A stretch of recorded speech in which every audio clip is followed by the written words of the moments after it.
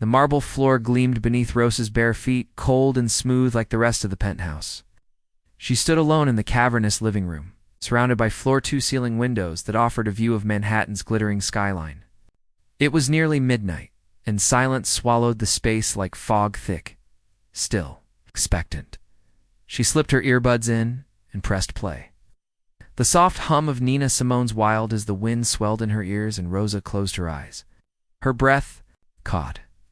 The music bled into her bloodstream, unlocking the tension coiled in her spine, her chest, her jaw. Then she moved. One step, a rise. A spin, her body, so often confined to routine and silence, now bent like a ribbon caught in wind. Her limbs whispered grief and resilience with each fluid arc. There was no audience here, no ballet mistress, no sneering students, no watchful white gaze measuring her worth. Just the rhythm. Just her. The city lights twinkled through the glass like stars blinking approval. She moved across the marble as if it belonged to her. As if this wasn't the home of Edward Crane, a man she had only spoken to twice in the 6 weeks since she began working here. Never smiled. He never looked her in the eye. His staff called him the Ice Tower. To Rosa, he was just another fortress she cleaned. The music surged and Rosa twirled, chin high, arms stretched wide. Then suddenly she stopped.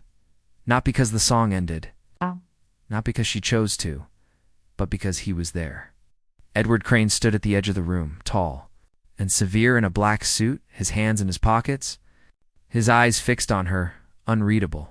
Rosa's breath caught like a snapped string. She yanked the earbuds out. Her heartbeat thundered in her ears, louder than the music had ever been. I'm sorry, she stammered, her voice barely more. Then a breath. Her cheeks flushed deep with embarrassment, as if she'd been caught stealing. He said nothing, not a word, not a gesture. He simply stared. The silence grew unbearable. Rosa's fingers tightened into fists. She hated this, being observed without acknowledgement, without dignity. The same silence that had followed her through auditions, through polite rejections, through years of being invisible in places that demanded her labor but not her presence. "I'll go," she whispered, head lowered, eyes burning. Still, he didn't stop her. She turned and fled past him, her soles slapping against cold marble.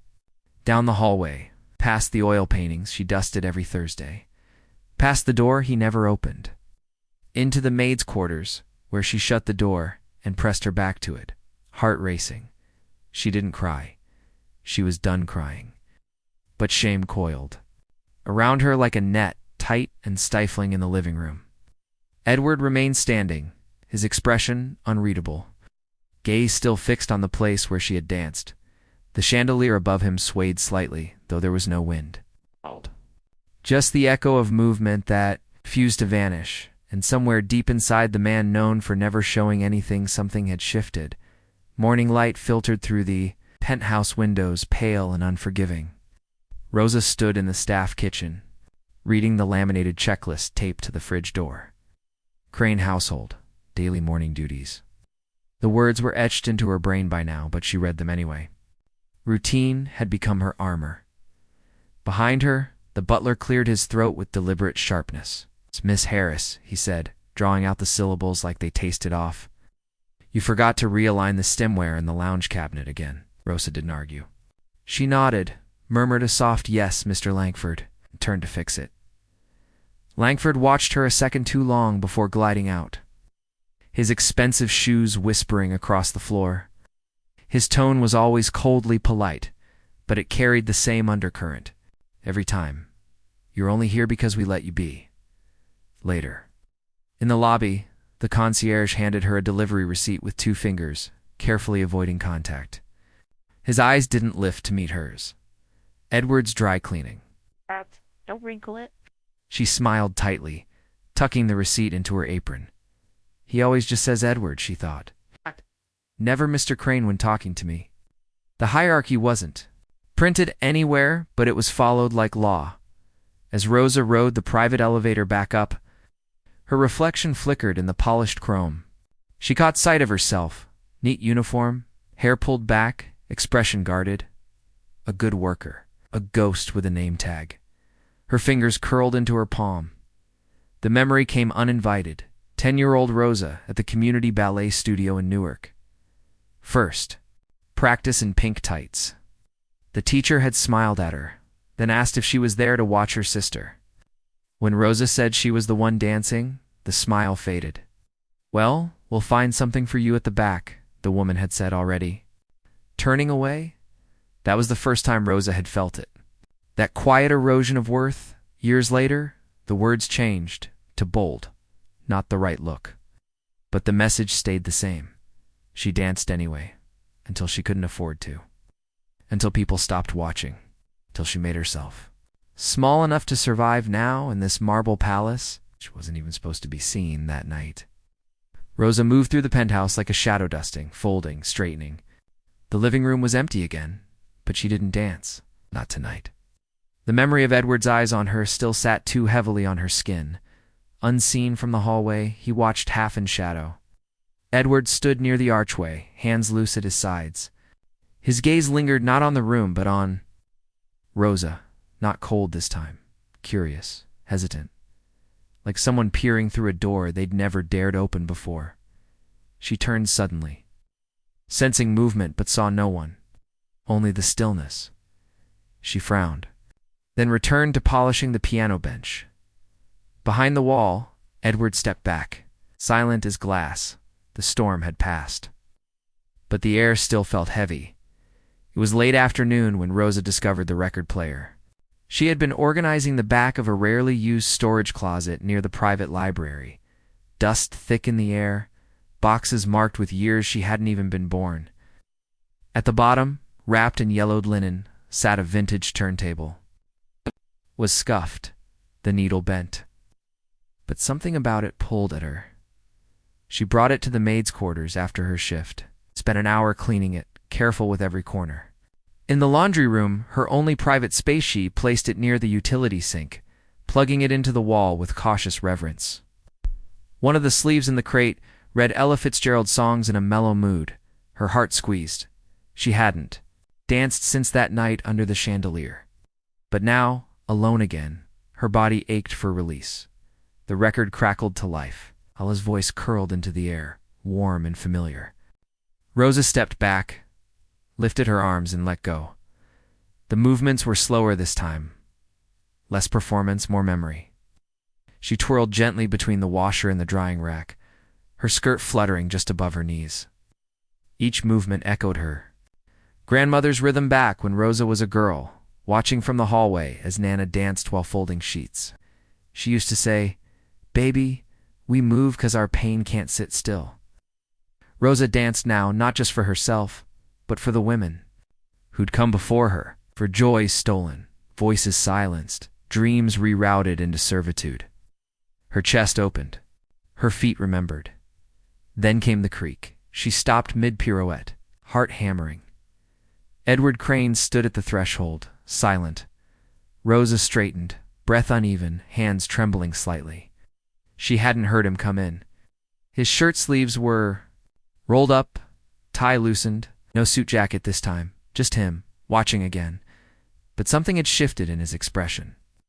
It wasn't coldness, it wasn't judgment, it was something else. "I didn't mean to interrupt," he said quietly. Rosa reached to shut off the record, but he held up a hand. "Don't," he said. "Please, keep going." Their eyes met across the room, her bare feet planted on cold tile. His shoes unmoving just past the threshold. She blinked. "Why?" He looked down, then back at her. "Because I've never seen anything like that." Rosa flinched. Compliment or command, she couldn't tell. Either way, it felt like he'd stepped too far into something sacred. "No," she said softly, stepping back, voice taut. "This isn't for you." Edward didn't reply. He stood, hands at his sides, unsure what to say. Rosa turned her back to him and turned off the music. The sudden silence was sharp. Final Edward remained in the doorway a moment longer before, retreating without a word. Behind her, Rosa exhaled, long, quiet, and aching. The next morning, Rosa entered the breakfast lounge with her usual quiet efficiency. The air smelled faintly of espresso and leather polish. Edward sat at the end of the long glass table, reading from his tablet. He didn't look up when she approached, but when she turned to leave, his voice broke the silence. "Did you train professionally?" She froze. "I saw the way you moved," he added, tone even almost clinical. "You weren't just dancing. That was something else." Rosa didn't turn around. "Is this about the laundry room again?" Edward looked up then. "It's not criticism. I'm curious." Rosa faced him slowly. "Curious," she repeated, her voice low. "That's a luxury." Edward blinked, as if puzzled. "I just meant your movement. It was precise." She tilted her head, eyes narrowing. "Precise like what? Like I studied? Or precise like you didn't expect someone like me to move?" "Like that." His jaw shifted, but he said nothing. Rosa crossed her arms. "You all do this? You see us every day? Cleaning your spaces, making sure your sheets are straight, your shoes lined up, and still, somehow, we're invisible. Till we do something that doesn't fit your idea of us." "I didn't mean you didn't think," she snapped. "Sharper now. You're not used to having to. People like you see what you're trained to ignore, until it surprises you. Then you call it curiosity." The room fell heavy with silence. Edward looked down, his fingers tightening slightly around his coffee cup. He said nothing more. Rosa exhaled, chest tight, and walked out. The clack of her shoes on marble was the only sound until the door clicked shut behind her that night. Edward sat alone in his dimly lit study. The city blinked outside his window, indifferent and alive. He stared at his laptop for a long time before typing, "Rosa Harris Ballet Newark." A list of articles and old photos populated the screen. Competition wins. Youth showcases. Scholarship. Then dash an abrupt end. He leaned back slowly, the glow of the screen catching on his face. Something had been taken from her, something that hadn't belonged to him, yet felt heavier now that he knew. The soft glow of Edward's monitor lit the corners of the study like candlelight. The search results sprawled across his screen, each headline a breadcrumb tracing back to a girl who had once demanded stages instead of silence. Rising star from Newark Conservatory wins National Youth Dance Award.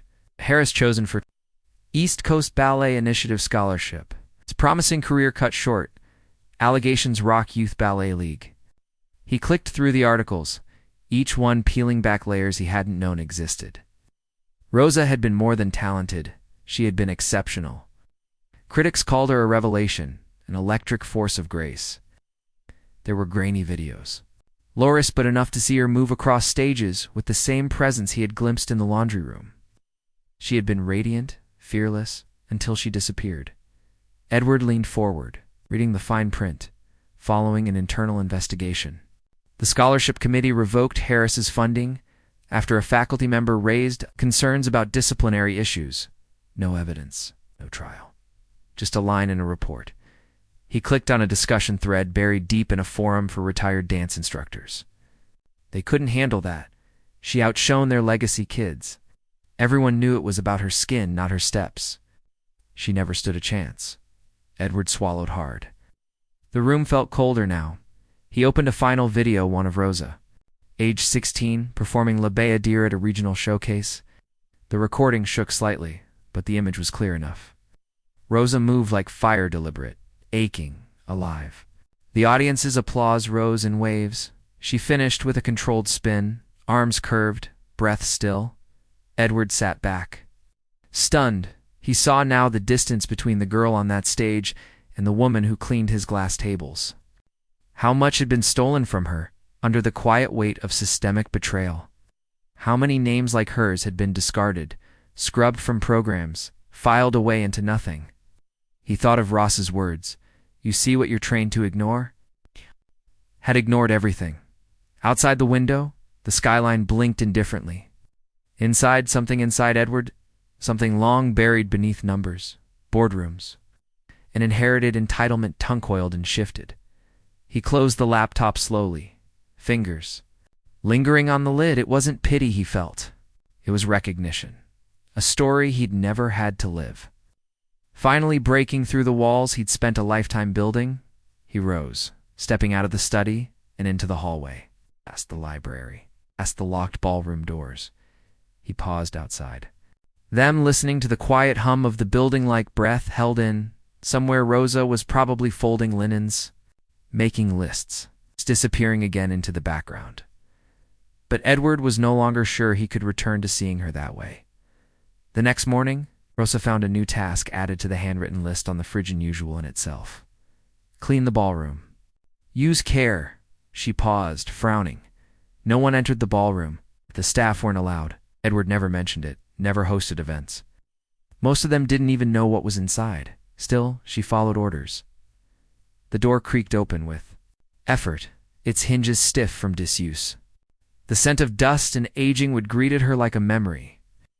Light streamed in through arched windows, illuminating the long-forgotten space. Polished floors stretched out like a stage. In the far corner stood a grand piano, keys yellowed slightly. At the edges, a single mirror lined the wall opposite the door, tall and flecked with age, and beneath it, neatly placed as if waiting, were a pair of pink satin poinced shoes. Rosa froze. They were her size. She stared at them, heart thudding. Hands going clammy at her sides. She hadn't worn pointe shoes in years. Hadn't even touched a pair since that day in the hallway of the academy. You don't belong in Swan Lake. Rosa, the instructor had said, gently but firmly, as if it were a favor. Not with your build. Your skin tone doesn't reflect. Well, under the stage lights, it's not about talent. It's just not traditional. That word traditional had sealed her fate more brutally than any blunt rejection. Rosa turned from the shoes and set to work. Pushing away the memories, she dusted the piano, wiped down the walls, cleaned the mirror without once looking into it. Halfway through mopping the floor, she sensed someone watching. Edward stood just outside the threshold, silent. His presence unnerved her now, because he was imposing, but because of what he knew. Because of the shoes. I thought maybe you'd want them, he said, voice low. I don't, she replied, not looking up. That part of me doesn't live here anymore. His face shifted, but he said nothing more. She continued scrubbing, her movements clipped, deliberate. Behind her, Edward lingered a moment longer before quietly stepping away, the door whispering. Shut behind him. Rosa exhaled sharply. Out. The ballroom was silent again. But something inside her had been stirred, and not all dust settles clean. The ballroom no longer smelled of dust. Edward had it polished, the piano tuned, the mirrors cleaned. He never mentioned the shoes again, and Rosa never asked.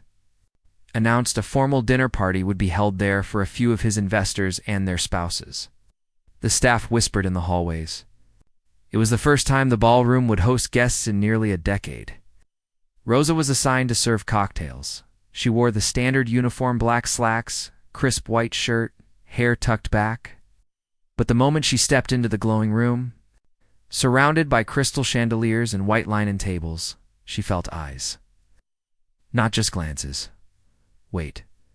The guests trickled in, laughing softly, voices filled with wine and old money. Rosa moved like a shadow, tray balanced perfectly, head down. She placed a champagne flute before an older man in a velvet jacket who didn't acknowledge her until she turned. Well, at least the help's got rhythm, he chuckled, voice cutting the chatter like a blade. Saw her in here last week? Oh, you. Training them to entertain now, Crane? Words hit like a slap, soft enough to seem like a joke, sharp enough to wound. The laughter that followed was polite, tepid, and quickly drowned by awkward silence. Edward, seated across the table, looked up. His eyes met Rosa's, but he said nothing. Not a word. Rosa's grip on the tray tightened. Her breath caught in her chest. She turned slowly to face the room, her hands shaking, cheeks flushed not with embarrassment, but something far hotter. I'm not your entertainment, she said, clear, controlled, loud enough to stop conversation. At the next table, the man blinked, smirking. I'm not your entertainment, she repeated, taking a step forward, or your joke. I'm not here to dance for your amusement, or to be reminded that no matter how still I stand, someone will always think they can strip the dignity right off me with a smile. Someone gasped. Fork clattered to a plate. She looked at Edward. Again, in silence, she added, her voice cracking. Silence is complicity. He opened his mouth, but the words died behind his lips. The room froze. Rosa turned, left the tray neatly on the sideboard, and walked out shoulders straight, eyes unblinking. Every step a defiance in the hallway, the muffled sound of forks. Resumed. Inside, no one laughed. Edward remained at the table, staring at the place she'd just stood. The chandelier swayed above, catching the tension like a breath no one dared release. The sun filtered through the penthouse windows like nothing had changed, but everything had. The ballroom remained silent. Chairs still pushed back from the table, the air thick with the echo of Rosa's voice from the night before. Edward hadn't slept. He replayed the moment on a loop, her fury, her dignity, the way the room buckled under the weight of truth. By mid-morning, he called a staff meeting. They gathered in the lounge, the butler Langford, standing ramrod straight, arms behind his back. The guest liaison, a younger man named Simon, fidgeted near the espresso machine. No one made eye contact. Edward's voice was steady, but cold. You both heard the remark? You both said nothing. That silence ended today. Langford's eyes narrowed. Sir, I didn't think that's exactly the problem. The dismissals were swift, formal, legal, unceremonious. Within the hour, they were gone, but Rosa was already packing before Edward had even called the meeting. She folded her few things into a worn duffel, a pair of sneakers, a framed photo of her grandmother, a journal with dance notes she hadn't touched in years. The record player stayed behind. She didn't leave a note. When Edward reached her quarters, the door was ajar. Her room was empty. No trace of her, but the faint scent of lavender and lemon polish. He rushed to the elevator, down the long marble hallway. He caught a glimpse of her standing tall in her uniform, bag slung over her shoulder, waiting. Rosa, he called out. She turned, eyes steady, unreadable. He searched for the right words, an apology, an offer, a reason. But for the first time in his carefully ordered world, Edward Crane had nothing to say. I kept my voice, Rosa said softly before he could speak. That's enough. The elevator chimed. She stepped in, turned her back, and didn't look again. The door slid closed. Edward stood alone in the hallway, the silence now deafening, and in that silence, for the first time, he heard everything. Video surfaced 3 days later, shot on a guest's phone, blurry, tilted slightly, but unmistakable. Rosa standing tall in the ballroom, tray trembling in her hand, voice slicing through silk and champagne. I'm not your entertainment. It spread like wildfire. Social media lit up. Comments poured in, some outraged, others in awe. Then, hours news outlets had clipped the confrontation, calling her the maid who spoke truth to power. But she wasn't a maid anymore. She was a woman with a voice finally heard. Rosa sat in a modest cafe in Harlem when she saw it on the television. Behind the counter, no one recognized her. She watched herself frozen mid-sentence on screen.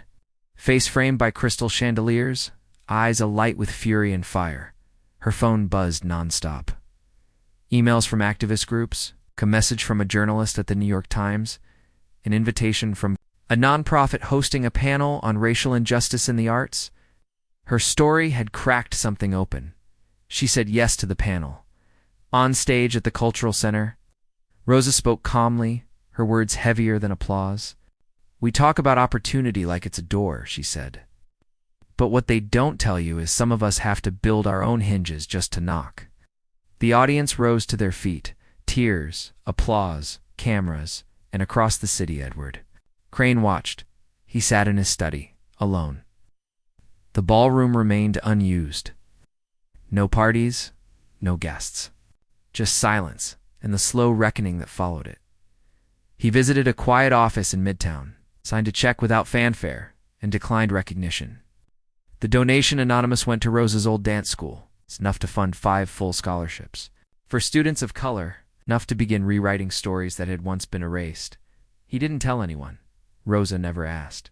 She continued speaking. Writing, dancing. Her name now listed beside advocates, artists, survivors. But more than that, She was no longer invisible. Everyone watched. This time, not to judge, but to listen. The auditorium buzzed with soft murmurs, programs fluttering in anxious hands. The showcase was sold out, billed as Reclaiming Grace, a movement for racial equity in the arts. The night promised stories untold, rhythms unbound, and voices long ignored, finally lifted into light. Backstage, Rosa stood alone in the wings. Her reflection stared back from the dressing room mirror, no longer a maid's uniform, but a flowing cream leotard and skirt, bare arms, bare soul. The same feet that once stepped carefully on cold marble now grounded, her like roots. A young stagehand passed by, eyes wide. "They're ready for you," he whispered. She nodded. Heart steady, the lights dimmed. A hush fell over the crowd, and now, the MC announced, "Please welcome our final guest, Rosa Harris." Applause followed, soft and warm. Rosa stepped into the glow. It had been years since she stood on a stage like this, since spotlights framed her face and music moved in time with her breath. But this time was different. This time she didn't dance for acceptance, or survival, or permission. She danced for reclamation. The music was spare, just strings and silence. Each movement told her story. A child spinning in her grandmother's kitchen, a student fighting for a place she was never truly offered, a woman stepping out of a penthouse with nothing but her voice, every ply, every lift, every grounded extension whispered of resistance, of joy not stolen, of wounds transfigured into rhythm. She finished in stillness, arms lifted, head bowed not for applause, but for memory. The room erupted. In the back row, near the exit, Edward Crane rose. Quietly with the crowd, no name badge, no tie, no entourage. Just a man with eyes fixed on the woman he once misunderstood, now untouchable, whole, radiant. She didn't see him. She didn't need to.